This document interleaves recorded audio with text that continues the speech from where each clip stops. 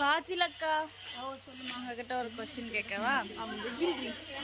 என்ன? சரி இருங்க. ஓகேவா? எல்லாரும் கவர் ஆகுங்க. கேட்க வேண்டிய கேள்வி. சரி, ஒரு கொஸ்டின். ஒருத்தன்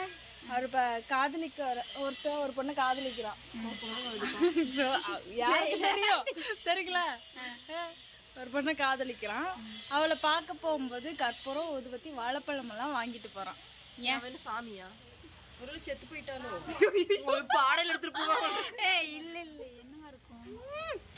சோறா இருக்கும். சொல்லுங்க.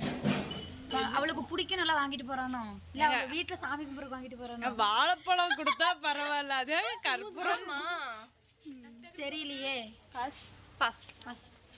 ஏன்னா அது தெய்வீக காதலாம். மிச்சம் எல்லாரும் எப்படி காதலிக்கிறாங்களாம்மா? தெய்வீகம் இல்லாம